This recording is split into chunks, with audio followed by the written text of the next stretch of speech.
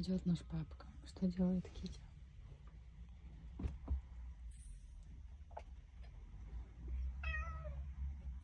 Китя, он тебя не слышит.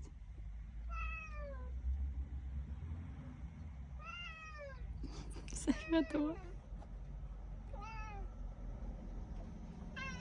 Да, встречай, встречай.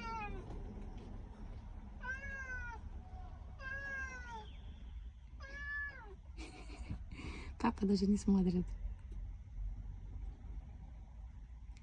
Ждет, пока дверь откроет, он даже не дошел еще.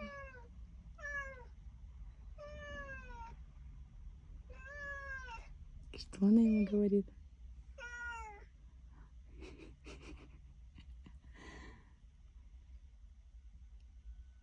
Китя, что он там идет? Зови. Зови, зови.